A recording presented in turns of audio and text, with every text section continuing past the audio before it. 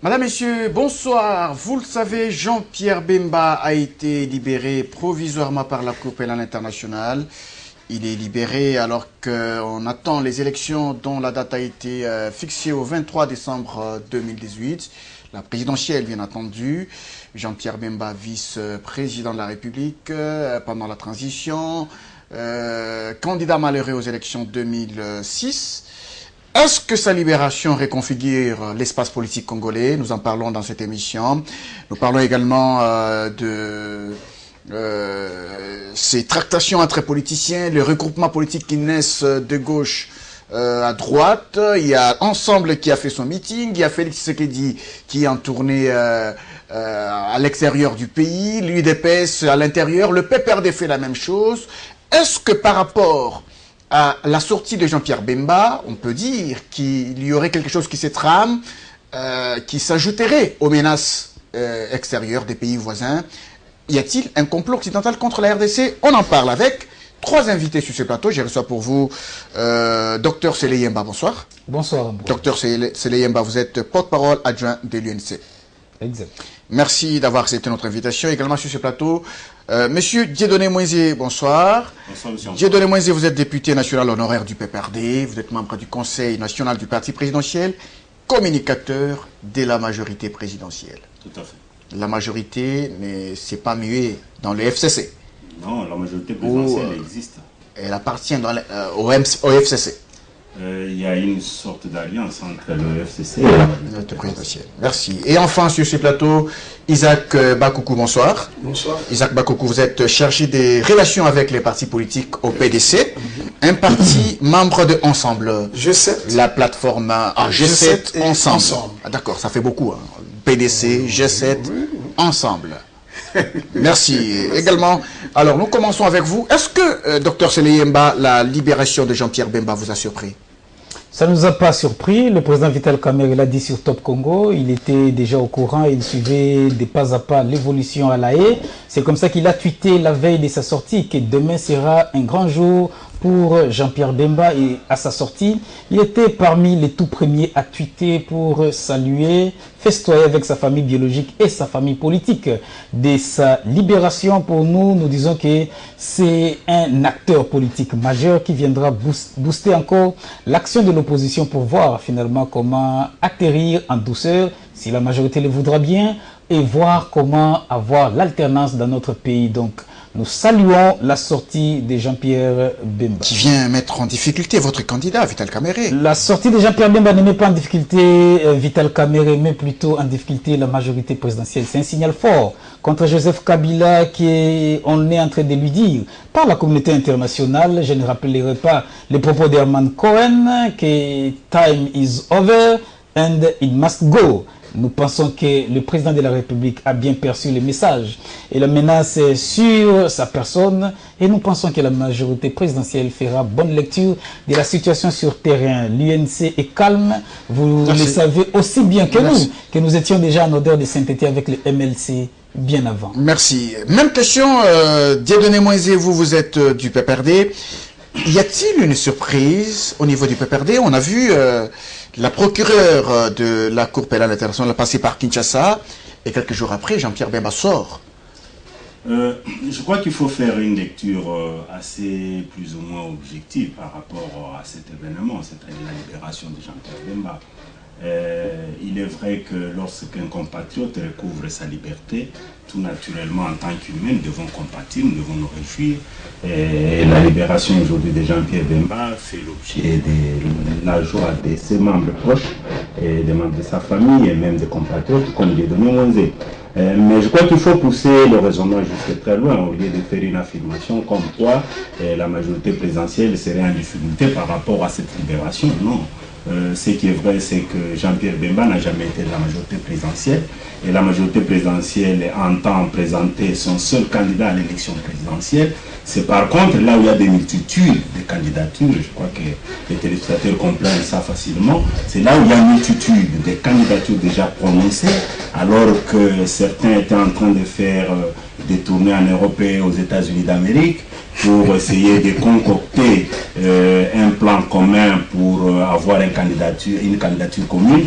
Mais dans l'entretemps, au pays, nous avons entendu ce qui s'est prononcé également en ce sens comme candidat président de la République, en train de mijoter dans le sens de dire qu'ils ne sont pas capables, ceux qui sont capables c'est nous par rapport à ceci, par rapport à cela. Mais chez nous, nous avons un seul candidat et qu'on nous présente un seul candidat. L'union fait la force, dit-on. Oui, qu'on nous présente un seul candidat à l'opposition ou plusieurs candidatures. Nous serons prêts. Donc l'union, dans ce cas, leur union ne fait aucune force. Non, ça ne peut même pas nous faire peur, mais ce qui est vrai, c'est que c'est une union hypothétique.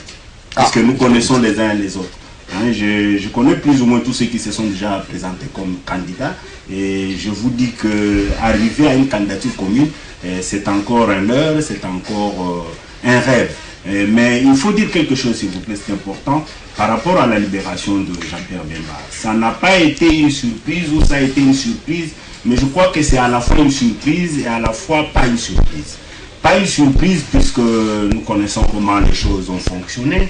Rappelez-vous qu'un peu bien avant, il y a eu cette lettre d'Herman Cohen qui a circulé. Nous connaissons les contenus de cette lettre. Aujourd'hui, ce qui se réjouit surtout à l'opposition par rapport à cette libération donne raison réellement à Herman Cohen qui a compris un peu avant, s'adressant à la CPI, que l'opposition congolaise était nulle, si pas toute la classe politique, et qu'il fallait la présence de Jean-Pierre Bemba pour lui donner le souffle. Aujourd'hui, lorsqu'ils clament tout et se réjouissent, certains ont même dansé et sabré la champagne à cause de cette sortie. Donc c'est vraiment un signal fort que les gens avaient besoin de ce monsieur, puisqu'en eux-mêmes, après tout tenir tourné en Europe, aux États-Unis d'Amérique, ils se sont rendus compte, tous ces maîtres à penser, leurs jokers se sont rendus compte que tout était nul et qu'il fallait la sortie de ce monsieur-là. Donc nous, ce n'est pas une surprise. Mais nous pensons aussi que la CPI a envoyé un message très fort à la face du monde. Lorsque vous partez de 18 ans de condamnation jusqu'à 0 ans de condamnation, je crois que c'est un peu plus ou moins ridicule et nous disons si cette cour encore sacrée. Merci. Même question à Isaac Bakoukou. Vous d'ailleurs, vous avez été surpris parce que vous étiez à un jour de la tenue de votre meeting. À un jour de la tenue de votre meeting, l'actualité change. Et c'est Jean-Pierre Bemba dont on parle. Plus question du meeting d'ensemble. Non, je vais vous dire que on a la surprise était grande. Oh, non, c'était pas une surprise. Parce que vous savez, quand vous êtes dans un monde et vous avez fait le droit et vous avez bien décortiqué, moi j'ai essayé de décortiquer aussi l'arrêt de la Cour. C'était pas une surprise, mais vous avez bien constaté que malgré cette sortie, nous avons organisé notre meeting, c'était très bien et tu as vu le monde qui était, malgré que le leader n'était pas là. Revenons à la libération. Il y a une conférence, il s'est adressé. Oui, il s'est adressé directement. En promettant ciel et terre. Non, mais écoutez, mais si, tu sais, hein, il faut avoir de l'ambition. Il faut rêver. Les gens qui ne rêvent pas ne vivent plus. Alors, Moïse, le monde qui était là estime qu'il incarne le changement et l'espoir. Donc, c'est ainsi qu'il y a eu beaucoup de monde dans cette manifestation. Revenons à la libération de Jean-Pierre Bemba. Ce n'était pas une surprise, mais vu tout ce qui s'était passé, le fait, etc., moi, je pensais qu'un jour, ce monsieur sera libre. Et moi, je vous dis ceci. En politique, la politique, ce n'est pas la soustraction, ni la division. La politique, c'est l'addition et la multiplication. La sortie de Bemba, il faut qu'on peut dire tout ça là, mais du côté de l'opposition, parce que quand on parle de l'accord global, inclusif, apaisé, les élections globales, inclusives, apaisées, tout ça, les consorts. Comme Jean-Pierre Bemba était à l'extérieur et que ça tombe à pic que nous avons un calendrier électoral et qu'il est sorti et il est du côté de l'opposition, moi je pense que l'opposition est aussi comme mon confrère a dit, le booster. Donc il n'y aura pas quelqu'un qui va dire que non, lui n'était pas là, les élections. Donc nous sommes là, très contents et moi je voudrais quand même dédier cette libération à son défunt père, le sénateur Bemba Saulo Najano, parce que il avait beaucoup milité, malheureusement, il est décédé parmi les causes. Bon, je dirais, s'il était là, c'était l'homme le plus heureux. Ce qui est important pour nous, quand on dit il faut se battre pour une candidature, parce que nous avons la démocratie.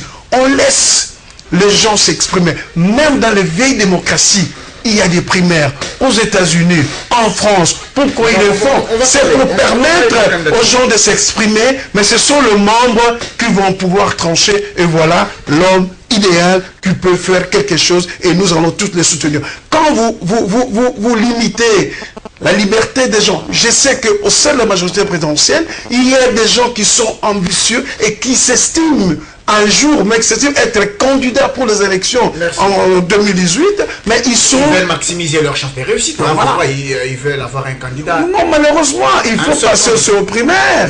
Mais nous c'est ça qui est la démocratie dans l'opposition. Docteur Sele Yemba, vous avez cité Herman Cohen, une citation anglophone. Est-ce qu'on peut dire que c'est un aveu d'impuissance pour vous au niveau de l'opposition? Vous prenez l'Occident pour vos béquilles, vous en avez marre, vous avez tellement échoué que cette fois-ci, vous voyez votre salut venir de l'Occident.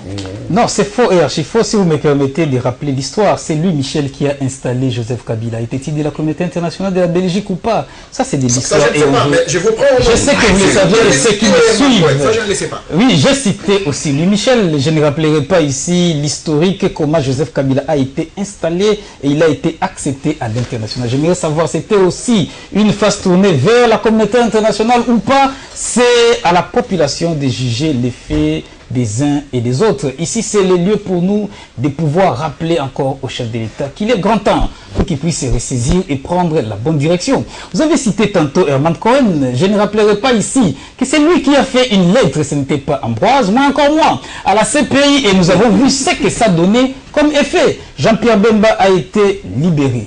Et le même Herman Cohen a aussi tenu d'autres propos en disant que si Joseph Kabila s'entêtait et postulait pour la 3e fois, pour un 3e mandat, ce sont les pays voisins qui vont intervenir militairement. Je rappelle le propos d'Herman Cohen. Nous ne faisons pas son apologie, moi encore l'apologie de l'Occident ou de la communauté internationale dont nous faisons nous-mêmes partie. Mais nous disons qu'il faut faire attention parce que les signaux qui viennent sont des signaux dirigés directement vers Joseph Kabila et nous avons besoin d'une accalmie et de la paix dans notre pays. Nous pensons qu'au-delà de tout, il a déjà donné ce qu'il pouvait donner après 2 mandats, même si on peut compter de 2001 à 2006, c'est encore 5 ans avant les élections de 2006 et les 2-3 années que nous avons encore, qu'il a consommé au-delà de tout, même de l'accord, nous pensons que le pays va très mal et qu'il doit, lui, étant le premier d'entre nous tous, se ressaisir et nous mettre dans la bonne direction pour qu'on aille aux élections. La libération de Jean-Pierre Bemba,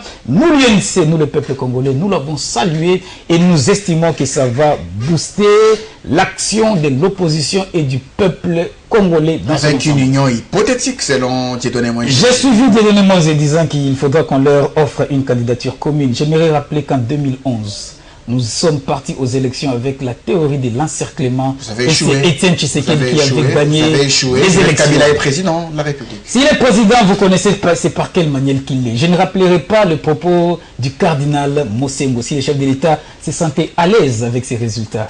Les résultats est connu de tout le Congolais que c'est Étienne Tshisekedi qui avait gagné. C'est notre point de vue et nous l'avons prouvé, l'Union pour la nation congolaise avec l'encerclement. Et si j'aimerais apaiser l'opinion, qu'il n'y a aucune candidature de la majorité qui peut faire face à celle au singulier tout comme au pluriel de l'opposition, quels qu'en soient les candidats que nous allons proposer à l'opposition. Donc, le salut ou l'alternance n'a rien à voir avec une candidature commune. Mais le président Vital Kamerhe, qui a été le premier à appeler à cette candidature commune, s'emploie sérieusement pour offrir au peuple congolais une candidature commune qui, je précise, n'est pas l'apanage seul, n'est pas le seul apanage de la victoire, parce que à la même par encerclement, on peut faire une cartographie simple. Le président Vital Kamerhe, c'est le chouchou de l'espace. Vous allez venir à la cartographie. Je suis en train de clôturer. C'est lui le tenant du titre de l'espace swahiliphone. Ça fait 5 provinces sur les 11 anciennes provinces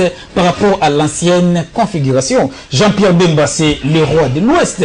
Félix Tshisekedi, l'UDPS, maîtrise l'espace Kassai, et nous partageons tous la capitale Kinshasa. Vous comprenez que les candidats de la majorité ne sait même pas avoir une bastion propre à lui. Merci. Désolé, Moïse, vous avez parlé d'une lettre d'Herman Cohen qui a précédé la libération de Jean-Pierre Bemba. Vous avez dit que ça n'a pas été une surprise. Est-ce que vous avez l'impression ou les sentiments qu'il y aurait un complot, si pas contre la RDC, mais contre Joseph Kabila, qui vient de l'Occident? Monsieur Ambroise, je vais répondre à vos questions, mais acceptez que je dise quand même quelque chose par rapport à ce que je venais d'entendre autour de cette table. C'est qu'il faut d'abord dire que la question de primaire ou de l'organisation des élections primaires n'a pas été acceptée à l'opposition. Je crois que tous nous suivons l'actualité politique du pays. Apparemment, vous êtes le porte-parole maintenant de l'opposition. Non, oui, je suis désolé. S'il vous plaît, s'il vous plaît. Je crois que nous sommes analystes politiques et nous suivons ça de près. Et je sais que cette idée a émergé à l'opposition un temps comme ça, je crois par le futur candidat Fayulu. Mais je me rappelle aussi que parmi les candidatures, il y a eu certains qui ont dit qu'ils ne seraient pas capables de pouvoir avoir les primaires. Mais cela n'est pas un problème chez nous. Avoir des primaires, on n'est pas les avoir. Mais je vous ai dit, et je soutiens ce que j'ai dit, puisque lorsque l'on parle de la candidature commune, les gens pensent que c'est une blague, mais c'est une réalité politique. Aujourd'hui, lorsque l'on parle d'essai pour les élections législatives, pour les élections provinciales, je crois que les gens tiennent compte de cela, puisque c'est une réalité politique. Et l'histoire de candidature, j'en connais un peu plus. Moi. Oui, mais par rapport au président de la République, la circonscription du président, c'est l'ensemble du pays. C'est là qu'il parle de la cartographie électorale. Je ne reviens pas sur la cartographie, puisque je connais plus ou moins les réalités de cette cartographie. Je peux vous dire que lorsqu'il parle des espaces, ce n'est pas ça seulement mon problème, mais je sais que pour être président de la République, il faut avoir le suffrage universel de tous les Congolais et qu'ils peuvent être de l'Ouest, de l'Est ou du Sud ou du Nord, pourvu qu'ils puissent vous donner confiance. Et lorsque j'apprends qu'on a installé Joseph Kabila en 2006, je crois que mon co-débatteur ne va pas énerver son président. Puisque je me rappelle bien que quand nous étions avec lui à la majorité présidentielle au PPRD, il a battu campagne pour Joseph Kabila, et qu'à un certain moment, lorsqu'il a eu des petits amis politiques, il s'est targué la poitrine pour dire que c'est lui qui avait battu campagne pour que l'on puisse élire Joseph Kabila en 2006. Mais aujourd'hui, parler de l'installation de Joseph Kabila par les Blancs ou par les... J'ai parlé de 2001, vous n'avez pas suivi. Non. Je crois que ça soit en 2001. La vérité de 2001, je ne reviens pas sur la vérité de 2001. Je crois que nous avons connu la mort de M. Laurent Désiré Kabila dans son pays et que nous connaissons comment l'enfant Joseph Kabila est arrivé au pouvoir. Mais je voudrais revenir sur les signaux, puisque j'entends parler beaucoup plus des signaux par rapport à Joseph Kabila. Je crois que nous n'avons pas besoin d'avoir des signaux de l'extérieur. Nous sommes un peuple indépendant, ça serait même une honte que nous puissions beaucoup plus faire l'apologie ici des signaux qui viennent de l'extérieur. Je crois que nous devons être fiers de nous-mêmes. Je voudrais vraiment m'adresser à l'UNC, puisque lorsque j'entends le discours de l'UNC, c'est pratiquement un discours tourné vers l'impérialisme. Pratiquement, ils oublient que pour être président de la République, il faut d'abord avoir la confiance des peuples. Ça signifie quoi? Tourner vers l'impérialisme? Il a beaucoup plus parlé de l'extérieur. Je crois que vos téléspectateurs vont suivre. C'était il a tellement vanté l'extérieur jusqu'à dire qu'il y a des signaux clairs vis-à-vis de Joseph Kabila. Non, je crois que ce n'est pas ça. C'est là que je pose la question. Oui, Vous avez qu'il y a un complot. Le complot Joseph Kabila ou contre la RDC? Non, le complot, ce n'est pas contre Joseph Kabila. Je crois que nous devons éviter de considérer que les problèmes ou les menaces que nous courons en République démocratique du Congo, ça fait l'objet de Joseph Kabila comme individu. Je crois qu'il s'agit d'un complot contre la République. Nos amis qui sont dans l'opposition, ils le savent. Peut-être que pour accéder au pouvoir, ils pensent que tous les moyens sont bons, même recourir à des multinationales, à des puissances étrangères pour avoir le soutien et accéder au pouvoir. Je crois qu'un jour on pourrait le régler. Expliquez-moi, non. Mais ce qui est vrai, contre la République, par rapport à quoi? c'est un complot contre la République. Le complot contre la République, c'est quoi? C'est-à-dire les impérialistes depuis un temps n'ont jamais voulu que des nationalistes soient à la tête de ce pays. Et je crois que vous avez l'histoire. Et Joseph Kabila n'est un. S'il vous plaît, s'il vous plaît, s'il vous plaît. J'ai mon temps. Vous aurez votre temps de parole.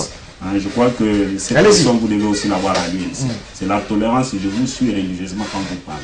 Je crois que c'est comme ça l'alternance. Allez-y, allez-y. C'est aussi ça une vertu de la démocratie. Alors, je disais que les patriotes généralement, ils ne sont pas aimés à la tête du pays. Et les gens pensent qu'il faut sillonner le reste du monde, voir les puissances étrangères pour accéder au pouvoir. Ok, c'est une démarche, c'est un mécanisme, mais je crois que ça risque de ne pas servir convenablement la République. Vous savez bien que depuis un temps, il y a des gens qui n'ont pas passé leur temps à visiter l'intérieur du pays. Il y a ceux qui ont beaucoup plus dépensé leurs moyens en achetant les billets d'avion, en payant les chambres d'hôtel à l'étranger, et d'autres se font même supporter par les multinationales, nous savons, puisque c'est à voir le nombre de tours qu'ils font à travers le monde, nous ne pensons pas qu'ils déboursent ça de leur poche. Donc, et partout, ils font des promesses, et nous savons. Et la lettre d'Herman Cohen, puisque j'ai rappelé cette lettre, je crois que lorsque vous lisez le contenu, c'est clair. Et lorsque l'opposition congolaise, puisqu'elle s'est sentie visée par la lettre d'Herman Cohen, a commencé à bouder le contenu de cette lettre, Herman Cohen a adressé une seconde lettre pour s'expliquer. Je crois que les Congolais ont lu. Et lorsqu'il s'explique, il le dit clairement que c'est sa démarche, c'est la démarche de la Maison Blanche des États-Unis d'Amérique. Ils comprennent que s'il faut créer l'équilibre entre le pouvoir présent et l'opposition en République démocratique du Congo, il faut la présence de M. Mbemba. Donc, en d'autres termes, il comprend, je crois que c'est l'explication beaucoup plus facile, et tout le monde a fait la même lecture, il comprend ouvertement qu'en République démocratique du Congo, dans l'opposition, il n'y a pas de personnes compétentes pour pouvoir faire cet équilibre ou jouer cet équilibre entre la majorité et le pouvoir en place. Et là, c'est là que j'ai dit que ça doit en principe faire une honte pour ceux qui se réjouissent de la lettre de Herman Cohen. Merci. Et qui mémorise contre la République, l'impérialisme. Que ça doit faire mal, dans ce sens que lorsque l'on est minimisé à travers le monde et l'on pense que la présence d'une personne peut redorer le blason de tout un mouvement politique, je crois que ça doit faire interroger les esprits de ceux qui sont avertis. Donc je crois que c'est ça. Il n'y a pas de menace pour Joseph Kabila, mais il y a un complot contre la moi, je ne pense pas qu'il y a un complot. Vous savez, cette recette-là des impérialistes, des nationalistes, c'est vers le XXe siècle, c'est fini ça. Aujourd'hui, vous parlez de la globalisation, vous parlez de la mondialisation. Je l'ai rappelé l'autre fois. La RDC... Ce sont des notions théoriques que vous donnez. Non, je donne pas. Je vais en venir. Parce que quand on parle de l'impérialisme, du nationalisme, laissez-moi parler aussi de la globalisation, de la mondialisation.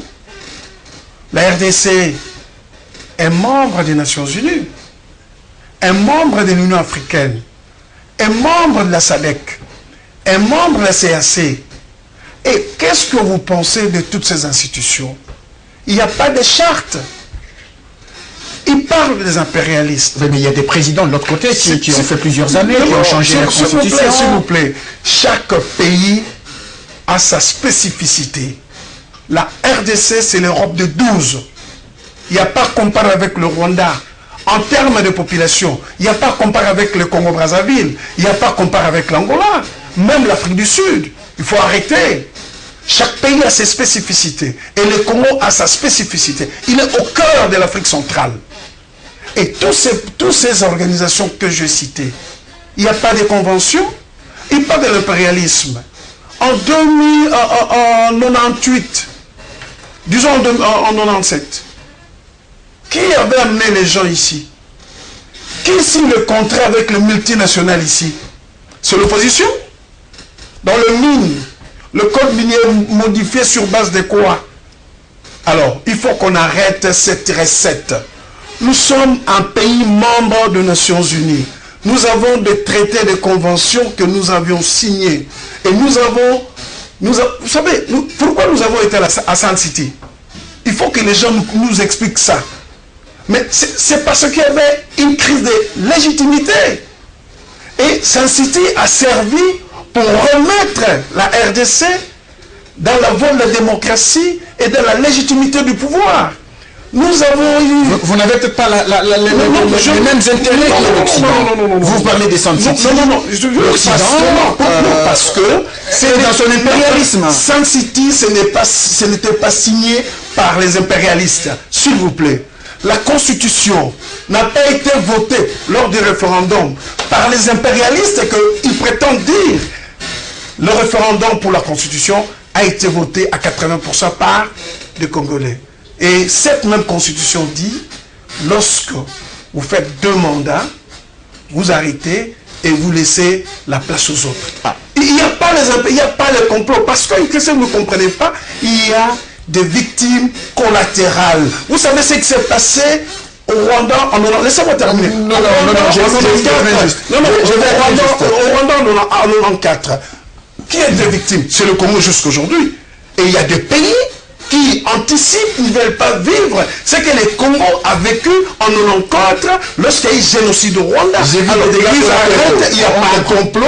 On veut simplement qu'il y ait des Congolais qui respectent la Constitution et respectent la loi de la République. Ce qui nous intéresse beaucoup plus ici aujourd'hui, non, je termine, beaucoup plus aujourd'hui, c'est le calendrier qu'ils ont sorti, que nous allions aux élections. Il n'y a pas complot, simplement on remet les gens à l'ordre. Il faut respecter ça parce qu'il y a des conventions que vous avez signées. Docteur Sélé Dieudonné Moïse parlait du nationalisme de Joseph Kabila. Il a promulgué un code minier à l'avantage du pays, avec des royalties qui ont été augmentées, des redevances qui ont augmenté, et on lui fait la guerre, parce que des multinationales ne trouvent pas leurs intérêts dedans. Est-ce que ce n'est pas un nationalisme qui n'a rien à voir avec votre discours lié au respect de la Constitution, mais eux, les Occidentaux, voient autre chose? Donc, il peut y avoir nationalisme sans respect de la Constitution, à vous entendre.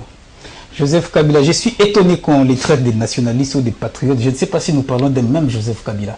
Mais le peuple est suffisamment mature pour comprendre les actions, parce que c'est au pied du mur qu'on juge un maçon. Si Joseph Kabila est patriote, le peuple sait les juger et comprendre par ses actions. Vous parlez, on dit ici que c'est à la solde des multinationales. Je ne citerai pas les noms. C'est un fait parmi tant d'autres. Un fait parmi tant d'autres. Parce qu'on parle de complot contre le pays. Dan Gettler, il est ami à qui? Il est dans quelle structure, corporation? Vous parlez de quelle multinationale? Vous parlez de qui?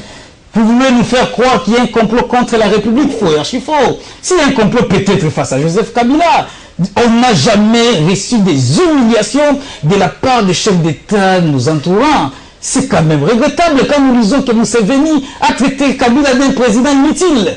Quand Rwanda, Kagame doit dire... Est-ce que vous l'avez entendu personnellement? Ce sont les réseaux sociaux qui ont... Quand le Rwanda, Kagame doit dire que la solution au Congo, c'est le départ de Joseph Kabila. Que je vous rappelle le propos de Joao en France et en Belgique, le président angolais. Nous disons que ces humiliations, finalement, finiront quand nous demandons au chef de l'État de faire bonne lecture. Parce qu'apparemment, ça commence à se diriger droit vers lui. Je ne sais pas qui nous avait dit que lui, il aurait dit que c'est un militaire et que peut-être il attendait une balle dans sa tête. Nous avons besoin d'un ancien président de la République vivant, qui doit voir comment le pays sera redynamisé, alors développé après lui. Docteur Sélé, vous savez quand même qu'en relation, ceux qui ont fait les relations internationales disent qu'en relation internationale, on dit que les États n'ont pas...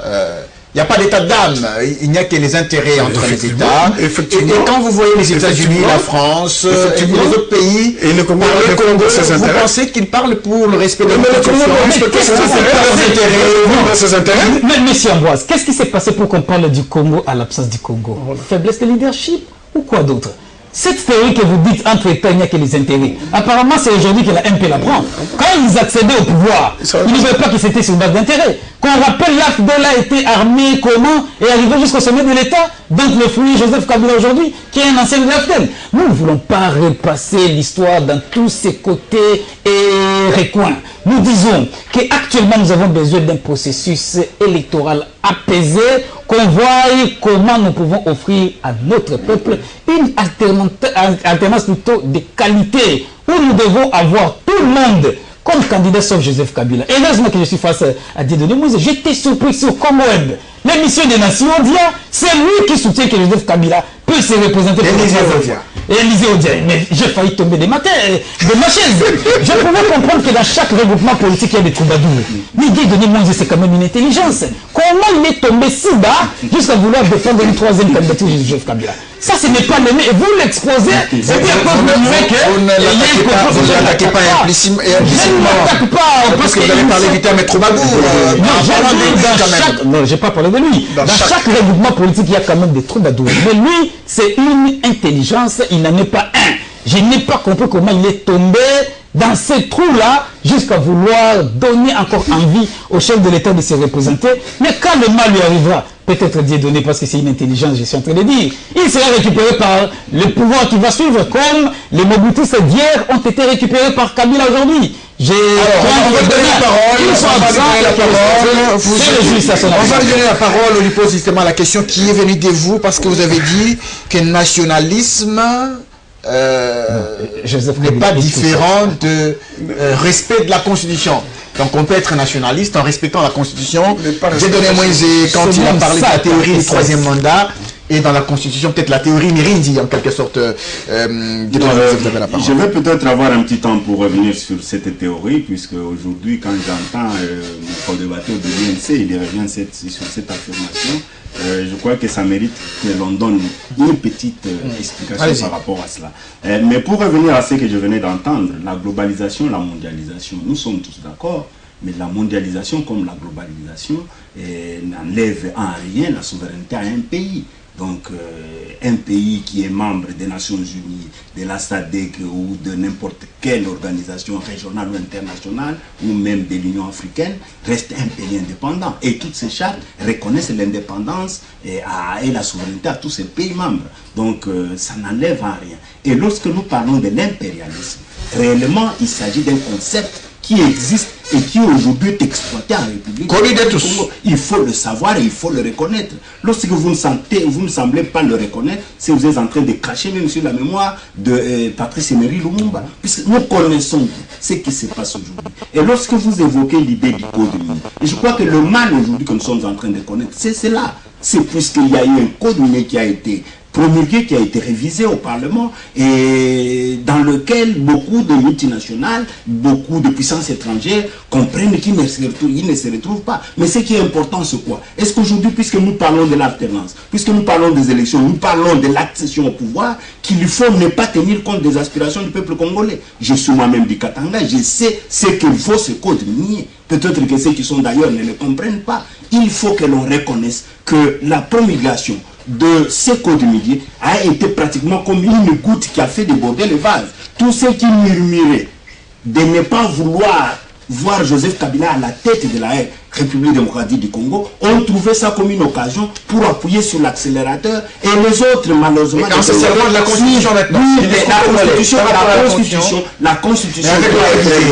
la Constitution doit être respectée et personne n'a dit qu'il faut violer la Constitution. Jusqu'à ce jour, nous sommes tous respectueux de la Constitution. Qui dit qu'il ne faut pas respecter la Constitution?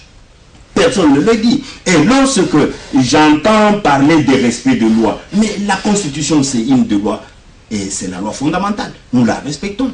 Mais Joseph Kabila, il est nationaliste, puisqu'il faut rappeler l'histoire. Mais Joseph Kabila est nationaliste. S'il n'était pas nationaliste, s'il n'était pas un modèle, mais monsieur de l'UNC, pourquoi votre président aurait choisi Joseph Kabila? Et il a des raisons pour avoir... Quand il a compris s'est détaché. Et aujourd'hui, non, il ne l'a jamais dit pourquoi il n'a plus choisi Joseph Kabila. Puisqu'il n'y a rien qui a changé. Et je crois qu'il faut qu'on dise la vérité. Donc le même choix persiste. Mais pour des intérêts de foi individuels, ça peut arriver que le même choix que l'on a opéré hier, on ne puisse plus le soutenir aujourd'hui. Puisqu'il n'y a aucun élément contraire que l'on peut mettre dans un livre pour contredire la première édition. Donc Joseph Kabila est resté le même, et ceux qui ont choisi Joseph Kabila avant continuent à les choisir jusqu'aujourd'hui, mais peut-être qu'ils ne marchent plus avec lui pour une raison ou pour une autre, et pratiquement pour des raisons individuelles. Et donc je crois qu'on a choisi Joseph Kabila, il y a eu des raisons évoquées, et aujourd'hui les mêmes raisons tiennent encore debout. Lorsque vous revenez sur le troisième mandat de Joseph Kabila, je crois que vous reconnaissez bien qu'il y a des intelligences dans certains groupements politiques, dont moi-même, je reconnais aussi que chez vous, il y a vraiment des intelligences. Mais je crois que lorsque l'on fait un débat froid et sans passion, sans haine, je crois qu'il y a des choses qu'il faut dire. Il s'agit d'un débat scientifique. Lors de cette émission, nous avons parlé d'un débat scientifique. Et moi, j'ai évoqué les deux articles importants. Et je crois que votre président se rappelle encore que lorsqu'il était même à l'écart, mais il suivait les travaux à l'Assemblée nationale, nous sommes de ceux qui avaient révisé l'article, qui avaient milité pour la révision de l'article 71 de cette Constitution. Et lorsque l'on dit à l'article 70, puisqu'en principe à l'article 70, on parle de la manière dont on gère les mandats et dont on fait la computation, mais l'accession à cette computation est définie à l'article 71. Mais quand on dit que c'est pour un mandat renouvelable une fois, mais M. Ambroise, je crois que même les co-débatteurs le comprendront. Vous avez pris ma dette de 100 000 francs et vous dites je voudrais renouveler cette dette. C'est-à-dire que je vous donne encore une autre dette. Je vous donnerai une dette de combien? C'est de 100 000, tout naturellement. Puisqu'avant, je vous avais donné 100 000 et je vous donne également 100 000 et j'aurais renouvelé la dette. N'est-ce pas ça? Mais ici, nous parlons de renouvellement d'un mandat une fois. Il est question de s'interroger, comme vous l'avez dit. Je connais que vous êtes aussi une intelligence à l'UNC. Renouveler le mandat de 2006. Est-ce que c'est ça que nous avons fait en 2011? Puisque nous avons en 2011 donné un mandat qui était au suffrage universel à la majorité simple. Nous n'avons pas renouvelé à la majorité absolue. Nous avons renouvelé à un seul tour, alors qu'il fallait renouveler à 2 tours. Donc le mandat de 2006, logiquement, n'est pas celui de 2011, puisque le renouvellement... Vous avez pas été là, ce n'est pas ça le débat. Oui, c'est ça. Non, je voulais répondre à ça. Donc c'était une interrogation, et moi je ne disais pas que Joseph Kabila était candidat à l'élection présidentielle de 2018. Je disais que il y a encore possibilité que Joseph Kabila se présente à l'élection présidentielle de 2018 en vertu de cette disposition de l'article 70 soutenu par l'article 71 révisé qui fait que la computation de 2006 a été interrompue à l'élection de 2011 et que le renouvellement attendu en 2011 n'a pas été ce qui fait que le renouvellement que nous attendons en 2018 c'est pour le mandat de 2011. C'est-à-dire à la majorité simple à un seul tour. Merci. C'est ça que je voulais alors on va revenir. Monsieur Isaac Bakoukou, vous avez à l'opposition, vous avez les mêmes revendications avec l'Occident, mais pas avec les mêmes intérêts. Peut-être que vous ne faites pas cette lecture. Vous avez les mêmes revendications, vous parlez du respect de la Constitution, la fin de mandat présidentiel pour Joseph Kabila. Au niveau des revendications, d'accord, mais au niveau des intérêts, vous n'avez peut-être pas les mêmes intérêts avec l'Occident. Monsieur, je vais vous dire une chose. Un contrat, c'est à deux. Il y a des obligations et des avantages. Des avantages. Lorsque vous parlez des intérêts, si vous signez un contrat avec par exemple la Belgique défendra ses intérêts. La RDC aussi doit défendre ses intérêts. Mais alors, je parle maintenant de vous, l'opposition. Non, l'Occident. Ce n'est pas ça. Vous, l'opposition, c'est vous qui le dites. C'est vous qui le dites. Première revendication pour nous Congolais, nous avons une constitution qui nous dit que non, nous devons aller aux élections en 2016. C'est ça notre revendication. Qui n'a rien à voir avec l'Occident. Soutenu par l'Occident. Non, mais soutenu parce que, vous savez, c'est ce qu'il a dit. Certaines conventions, certains traités, ils parlent de souveraineté. Dans certaines conventions, nous perdons la souveraineté quand vous signez certaines conventions. Quand vous parlez de la libre circulation du bien et des personnes, le marché commun de la SADC, vous croyez que vous allez prélever la TVA ou vous allez payer la douane? C'est quoi la douane et la TVA? C'est parce que nous avons une zone d'échange. Nous revendiquons ce qui est dans la Constitution. Et ces pays-là estiment normal que dans le 21e siècle, qu'il y ait aujourd'hui des gens qui veulent se pérenniser au pouvoir. Quand on prend l'alternance, on nous a sorti le calendrier, nous sommes tous heureux et d'accord. Allons aux élections, conformément à la Constitution, conformément aux lois de la République. Tergiverser sur le mandat, sur l'article 71, Mais vous savez, cette modification était taillée sur mesure pour vous permettre de sortir l'argument d'aujourd'hui. Et ce que l'article 220 ne dit pas. S'il vous plaît, il faut que nous devons aimer ces pays. Nous avons connu, parce que vous dites, mais moi, ce sont les présidents qui connaissent Lusaka 1, 2, Gaborone, Moncel, jusqu'à San City. Notre peuple a souffert. Vous savez, de 2001 à 2006, nous avons pris l'élan, la démocratie. En 2011, nous avons organisé une deuxième élection. Et pourquoi aujourd'hui, on tergiverse X, Y, tout cela est consort? Parce que on nous avait dit que nous prêtons des intentions au chef de l'État. Mais je viens d'avoir un document qui était chez moi, le 11 juin 2007, via le Jeune Afrique, on a interrogé le président de la République. Il a dit la Constitution est sacrée. Qu'est-ce que vous voulez que je vous dise en plus? La parole d'un officier. Merci. Lorsque vous rappelez l'entrée de l'AFDEL, la prise de pouvoir par Laurent Désiré Kabila et puis par Joseph Kabila, vous semblez dire que le président de la République a été installé par l'Occident. Il semble que vous non plus, vous n'avez pas honte que vous soyez aussi installé au pouvoir par l'Occident, même si cela peut coûter des richesses au pays. J'aimerais apaiser l'opinion en disant que Vital Kamerhe est connu comme pacificateur. Pour nous, la lutte, elle est pacifique et nous accéderons au pouvoir par des méthodes démocratiques et pacifiques. Si nous sommes équilibrés et nous sommes des pacificateurs, il faut être sûr que tout le monde l'est. Joseph Kabila est là par la force des choses. Je parle de 2001, je parle de l'AFDEL, dont lui, il est le fruit. La constitution du Zaïre ne donne pas la latitude à quelqu'un de prendre les armes pour venir renverser l'autre. Joseph Kabila l'a fait avec Mouzé et l'AFDEL.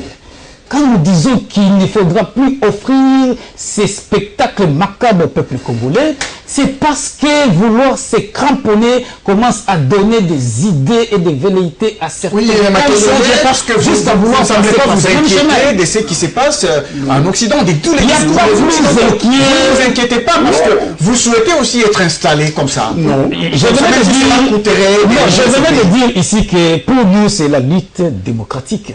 Quand Herman Cohen écrit à la CPI et Bemba sort, apparemment c'est un prophète. Il a fait deux prophéties, que si Kabila s'entêtait et qu'il serait candidat, les pays voisins interviendront militairement. Il faut en arriver là pour croire que la communauté internationale a déjà scellé son sort. Pourquoi exposer la totalité? Nous n'applaudissons pas. Nul ne pouvant se prévaloir de ses propres turpitudes. C'est à lui de recadrer les tirs. Par exemple, là, pour le moment, l'UNC et le peuple congolais, nous disons non à la machine à voler. Nanga est dans tous les médias avec arrogance et autosuffisance, comme si ça ne dépendait que de son propre vouloir qu'on aille aux élections avec cette machine. Nous disons que nous ne pouvons pas aller aux élections avec un fichier contenant près de 24,2 d'individus avec problème d'empreinte, dont 16,6% des 40 millions de Congolais n'ont pas d'empreinte.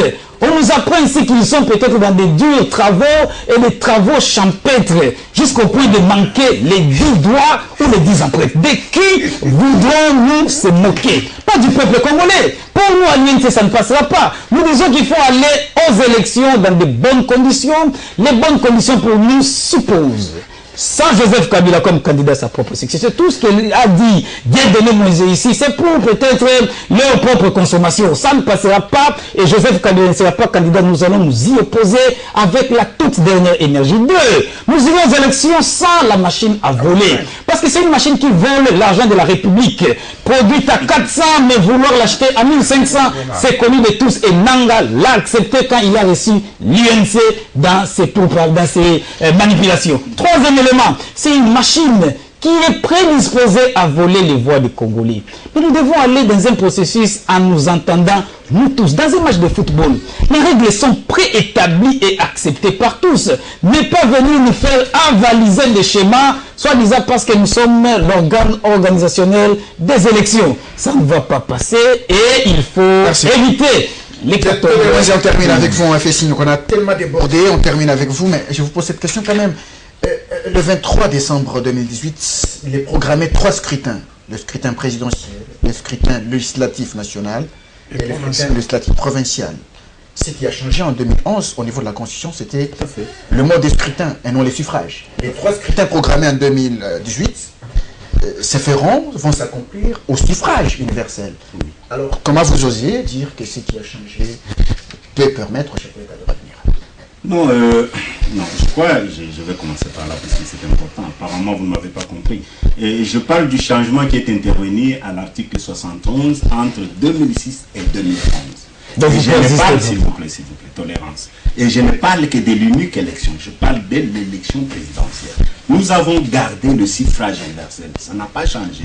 Mais ce qui a changé, je l'ai dit ici, c'est le fait que en 2006, Joseph Kabila a été élu à la majorité absolue, à 2 tours. Rappelez-vous que c'était à peu près, je crois, 44% au premier tour, puis finalement, je crois, 58% au second tour. Et Joseph Kabila a été plébiscité président de la République. Et en 2011, le changement est intervenu au début de 2011, en janvier, lorsque l'on va réviser l'article 71, qui fait passer... La Constitution ne s'est pas sentie énervée. Non, la Constitution ne s'est pas sentie énervée. L'article 220 non plus. S'il vous plaît, lorsque l'on évoque l'article 220, cet article qui énonce le principe d'immutabilité, d'irréformabilité ou d'intangibilité tel que nous le disons, l'article se protège et protège les autres articles. Mais en principe, la révision de 2011 n'a pas énervé l'article 220.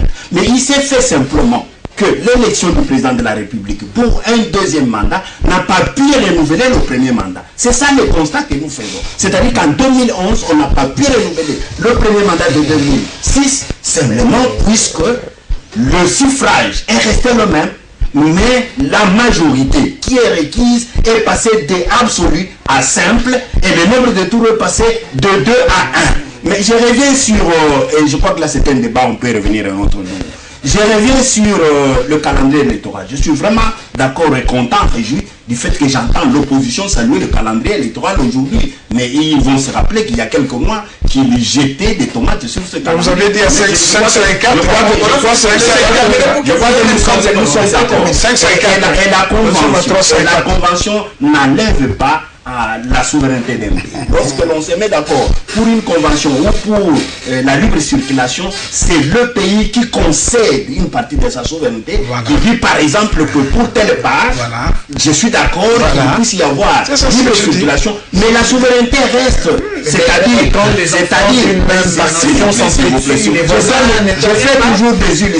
je fais toujours des illustrations. Lorsque vous avez votre stylo, monsieur Ambroise, c'est votre propriété privée. Mais lorsque vous acceptez d'aimer les données, ce n'est pas dit que vous avez perdu votre souveraineté ou votre droit de propriété sur ce stylo. Non, vous aliénez le droit de propriété, une partie de votre droit de propriété, avec votre propre consentement, mais vous restez toujours souverain et vous restez toujours le propriétaire de ce stylo, mais vous pensez qu'à un certain moment, vous risquez de classer. Non. Je crois qu'il y a une jouissance, normale, d'un bien que l'on détient. Donc on ne peut pas arriver à détruire un bien puisqu'on se dit c'est le bien à moi. Non, je crois qu'il y a cette jouissance qu'il faut nécessairement protéger. Donc je voudrais terminer par ce que j'entends de l'UNC, je vais terminer. C'est important et je suis navré de constater que l'on fait de l'apologie et même l'on appelle Herman Cohen des prophètes. Je ne sais pas, nous sommes où, nous tombons d'où. Herman Cohen n'est pas prophète. S'il a fait ce qu'il a fait, qu'aujourd'hui la CPI a libéré le compatriote Jean-Pierre Bemba, il faut simplement comprendre que la CPI est une cour qui n'est pas indépendante. C'est une cour qui est au travail et au service de la société. Ça n'a rien à faire avec une profession. Ça n'a rien à faire avec une profession. Non, mais aujourd'hui, on conteste l'indépendance de la CPI. C'est malheureux. La CPI... C'est le message que nous avons. Je suis désolé. C'est ça ce qui se passe partout au monde. Il y a une juridiction qui vous condamne et l'autre qui vous acquitte. Il faut l'accepter. Ce qui ne se fait pas ici en RDC, il faut l'accepter. Et je vais vous dire la même chose que les gens stigmatisés notre manifestation, l'autorité morale, Moïse Katumbi, était là et il y avait des monde à son absence. Et que direz-vous s'il était là présent? Voilà, moi je dis simplement que un coup de chapeau à la CPI parce que là, la CPI est devenue crédible vous n'avez pas suivi la Je suis désolé, la procuration normale, c'est lui l'accusateur. C'est l'accusatrice. C'est l'accusatrice. C'est l'accusatrice. Oui, c'est tout à fait normal. S'il vous plaît, dites-moi. Oui, je ne parlerai pas trop. Ici, j'aimerais seulement redéfinir un prophète. C'est celui qui prédit l'avenir. Et quand ça s'exécute, il faut faire attention. Je vous le concède. Merci Donc, beaucoup. Votre prophète à l'UNC. Je n'ai pas dit qu'il était prophète. Il a Mais c'est ce prédit. que vous avez dit. Je suis en train de Il a conclure. prophétisé la liberté de Kabila. C'est arrivé. Donc ça Exactement. prophétise aussi le départ de Kabila. Non, non, non. Restez dans votre prophétie. Est-ce que je peux conclure avec quelques secondes? Il a prédit l'acquittement et la sortie de Jean-Pierre Bemba. Ce n'est pas fait. Il a été libéré. Il m'a dit donnez-moi une brique. Est-ce que je peux conclure? Je conclue. Je me crains que ce qu'il a aussi prophétisé ou prédit ne puisse arriver. Ça ne serait pas une bonne chose pour notre pays que Joseph Kabila soit déboulonné militairement par le pays voisin. Si j'aimerais dire au chef de l'État que c'est par ta propre faute que tu risquerais de perdre ton héritage, dit la Bible. Je sais que s'il est chrétien et qu'il connaît certainement cette phrase et que l'avenir du pays repose sur ses épaules, tout dépendant de la manière dont il va nous guider vers un changement. Merci, Sélé Yemba. Vous êtes porte-parole adjoint de l'INC. Merci d'avoir été sur ce plateau de table ronde. Merci beaucoup. Isaac Bakokou, vous êtes chargé des partis politiques au PDC, G7, ensemble de Moïse Katumbi. Voilà. C'est encore G7 ou G6? G7. G6. Non, mais il n'y a plus accord. Regardez, le champion de débauchage. C'est encore Le débauchage, il veut mettre le G7. Appelez-vous du G6. C'est logique. La loi reconnaît Et enfin, Dieu de Moïse. Et enfin, Dieu de Moïse de la majorité présidentielle FCC. Oui, c'est une majorité présidentielle qui est en harmonie avec le FPS. Donc, messieurs, nous vous en remercie d'avoir été nombreux à suivre ce numéro de table ronde. On va vous retrouver prochainement. Au revoir. Au revoir. Tu as bien essayé, hein.